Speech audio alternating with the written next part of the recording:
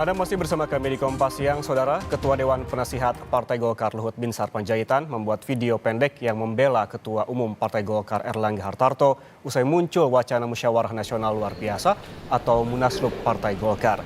Luhut mengaku kaget atas bergulirnya wacana Munaslup Partai Golkar, padahal musyawarah nasional akan digelar Desember 2024 nanti.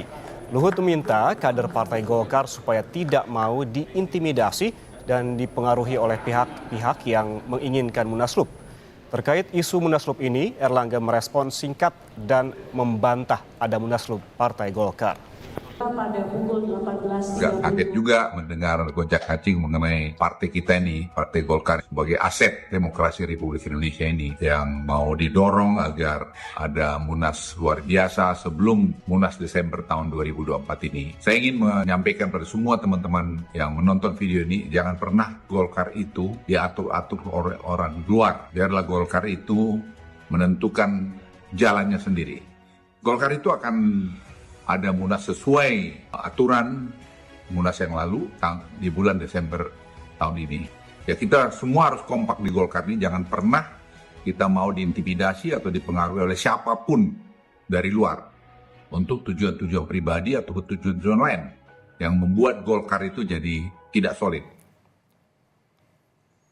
Sementara itu, Sekjen PDI Perjuangan Hasto Kristianto mengaku terkejut dengan berita pengunduran diri Erlangga Hartarto sebagai Ketua Umum di Partai Golkar.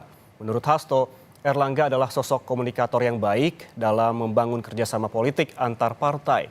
Diakui Hasto, PDI Perjuangan banyak bekerja sama dengan Partai Golkar, terutama dalam gelaran Pilkada 2024. Hasto juga bilang gejolak yang dialami Partai Golkar bisa memengaruhi konfigurasi peta politik Pilkada, utamanya di tingkat provinsi.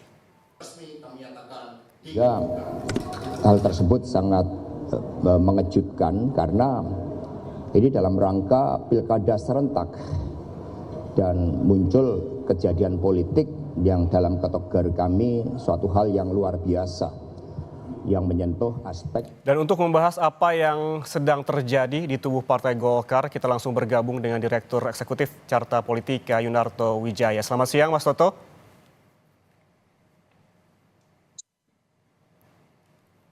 Selamat siang.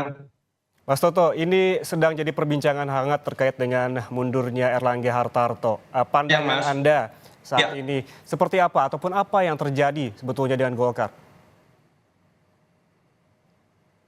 Ya, memang ini mengejutkan ya, karena kalau kita lihat dalam beberapa waktu terakhir sebetulnya dukungan kepada Erlangga masih sangat kuat dari ormas pendiri Golkar, dari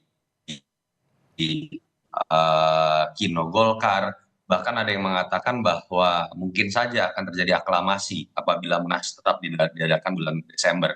Artinya kan ada sesuatu yang sifatnya darurat ya, mendadak dan memaksa tanda kutip Erlangga mundurkan diri. Biasanya yang darurat ini level ketua umum hanya dua kemungkinannya. Yang pertama adalah tekanan politik yang sangat besar, entah itu dari bawah karena ketidaknyamanan dari internal Partai Golkar, atau dari atas, dari internal, dari eksternal yang merasa tidak nyaman dengan keberadaan Mas Erlangga. Yang kedua biasanya terkait dengan kasus hukum. Kasus hukum ini juga cabangnya ada dua. Bisa memang karena penegakan hukum yang wajar sifatnya. Kalau memang itu yang terjadi, kita harus dukung mundurnya Erlangga Hartarto sebagai kebesaran sikap seorang ketua umum. Tapi bisa juga kalau terjadinya ternyata karena adalah politisasi hukum, nah ini yang berbahaya.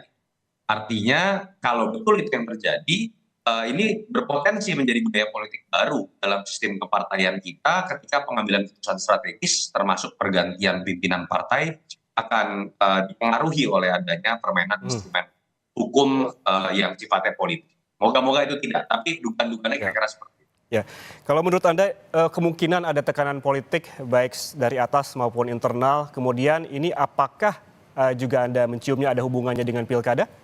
Mas Toto? Bahwa salah satunya terkait dengan pilkada, iya. Tetapi apakah ini hanya dikarenakan pilkada, saya meyakini tidak. Kenapa? Isu mengenai Munaslup ini kan sudah muncul dari tahun lalu kemudian beberapa bulan lalu. Jadi menurut saya ini tidak terkait hanya dalam konteks pilkada ya. Walaupun kita tahu ada perbedaan yang mendasar di beberapa pilgub, terutama antara dua partai terbesar KIM, antara Gerindra dengan Golkar, ada di Jabar, DKI, dan Banten. Tapi saya meyakini itu bukan variabel utama, lebih kepada ketidaknyamanan pihak tertentu terhadap keberadaan Erlangga atau pilihan lain adalah kasus hukum.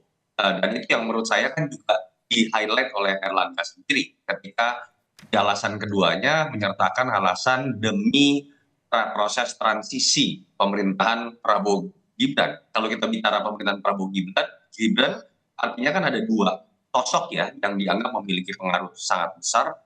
Yang pertama adalah Jokowi, presiden yang masih eksis. Yang kedua adalah Pak Prabowo sebagai presiden. Namun salah satunya terkait dengan pilkada, walaupun memang seperti yang diungkapkan oleh Erlangga ataupun Anda juga menyebutkan tadi, kemungkinan juga ada tekanan dan juga ketidaknyamanan. Namun kita kembali ke terkait dengan pilkada, apakah dengan mundurnya Erlangga Hartarto ini mengubah peta koalisi Indonesia Maju dan juga pilkada Jakarta dan juga Jawa Barat, Mas Soto? Belum bicara mengenai peta konstelasinya, akan ada yang berubah dan ada problem yang harus diselesaikan oleh Partai Golkar. Aturannya itu adalah ketika KPU hanya akan menerima rekomendasi dari partai yang ditandatangani oleh ketua definitif dan sekjen. Artinya andai kata pun besok Golkar sudah memilih PLT melalui rapat pleno, itu tidak menutup syarat. Artinya apa? Golkar punya tugas untuk melakukan munaslup dalam waktu dekat, minimal itu harus rampung sebelum pendaftaran 27 Agustus. Karena kalau tidak, calon-calon yang dimajukan Golkar ini tidak memenuhi prasyarat. Dan ini menurut saya cerdasnya siapapun yang mengatur rencana munaslup ini. Karena ketika kemudian dihadapkan pada tantangan Golkar itu bisa lolos pilkada atau tidak mau hampir seluruh kader menurut saya akan menyetujui munaslup ini dan cocok yang enggak. Karena kalau tidak mereka akan berantakan nih rencana pilkadanya. Itu yang pertama. Yang kedua, kalau ditanya konstelasinya berubah atau tidak, menurut saya andai kata yang terpilih adalah sosok yang memang dapat restu dari kekuasaan, entah itu dalam konteks Jokowi atau dalam konteks Kim, dalam hal ini Pak Prabowo, tentu saja di level pilgub yang minimal ya, perbedaan sikap itu lebih bisa dipertemukan dan kemudian perbedaan sikap seperti Jabar, DKI, dan kemudian Banten akan lebih mudah diselesaikan. Bagus buat tim, tapi menurut saya tidak bagus buat kedaulatan partai dalam mengusung calon di pilkada dan tidak bagus untuk alam demokrasi kita.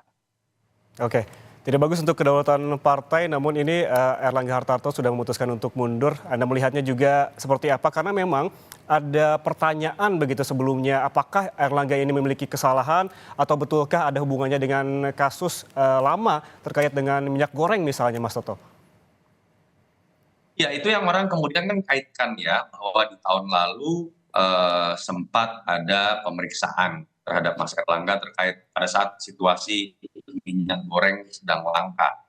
Nah, apakah memang terkait? Kita hanya bisa mengatakan waktu yang akan menjawab. Tapi poin saya adalah, makanya dalam situasi seperti ini transparansi harusnya bisa diberikan. Saya berharap sekali Mas Erlangga pasca tidak lagi menjabat, mungkin kemarin memiliki keterbatasan berargumentasi menjelaskan situasi yang sesungguhnya, nanti ke depan bisa menjelaskan lebih detail apa sih alasan utama beliau mundur. Ini kan bentuk pertanggungjawaban terhadap kader Golkar, pemilih Golkar, dan masyarakat Indonesia dalam konteks pendidikan politik gitu ya. Dan yang kedua, saya juga berharap andai kata betul ada terkait dengan kasus hukum, ya jangan sampai terjadi barter antara sikap politik dengan peristiwa hukum. Itu yang kita takutkan kemudian terjadi kalau memang terkait dengan kasus hukum. Jadi harus ada transparansi dalam konteks sikap politik dalam pengunduran diri. Lembaga penegak hukum apabila memang betul ada kasusnya juga harus transparan dan tidak boleh terkait dengan peristiwa politik yang kemarin kita lihat. Harus adanya transparansi terkait konteks politik dan juga hukum. Dan dia ada juga menyebutkan ini terkait yang jenius dalam hal ini adalah yang mengusulkan munaslup. Kita kembali lagi, Mas Toto. Kemudian menurut Anda sebetulnya siapa aktor di balik hal ini dan apakah para ketua juga ikut dalam peristiwa ini, Mas Toto? Iya, kita nggak bisa menilai sekarang, Mas. Kita baru bisa akan menerka atau menebak ketika nanti PLT-nya terpilih, dan kita akan lebih bisa menerka lebih tajam ketika nanti ada nama yang menguat di munaslup dan terpilih. Kita akan bisa melihat nama tersebut dekat dengan siapa? Apakah dekat dengan Pak Jokowi, ataukah dekat dengan Pak Prabowo, ataukah misalnya memang betul-betul sosok yang mengakar dari bawah gitu ya.